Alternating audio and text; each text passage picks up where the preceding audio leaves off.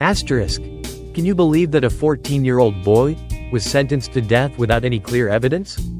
Can you believe that the justice system made such a horrible mistake that it took the life of an innocent child?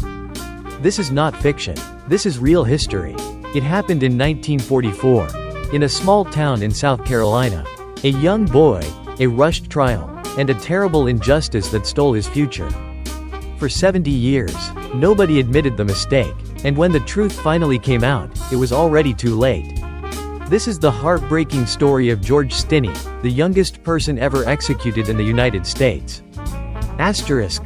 George Stinney was just an ordinary black boy, living with his family in Alcolu, South Carolina. His family was poor. They lived in a small, wooden house in a segregated black neighborhood, completely separated from the white community. Back in 1944, America was still deeply divided by race. Black people were not allowed in white restaurants. They couldn't use the same bathrooms. They couldn't even sit in the same part of the bus. And when something bad happened, black people were always the first to be blamed. One afternoon in March 1944, two white girls, Betty June Binnicker, 11 years old, and Mary Emma Thames, 8 years old, were riding their bicycles near George's home. They were looking for flowers. As they passed by George's house, they stopped and asked him a question. Nobody knows exactly what George said. But a few hours later, the two girls went missing. The entire town panicked. A massive search began, and the next day, their bodies were found in a muddy ditch. The police needed someone to blame. And who was the easiest target? A 14-year-old black boy. Asterisk. George was arrested at his home. His parents were not allowed to see him. There was no solid evidence. No witnesses. Yet, the police claimed that George had confessed. They interrogated him for only 10 minutes. And strangely, after just 10 minutes, the police declared that George had admitted to the crime. There was no recording, no signed confession, no lawyer present. The entire case was rushed. A trial was scheduled, but it lasted only 2 hours. And the jury? 12 white men. George's family was threatened. They were forced to leave town. They had no way to defend their son.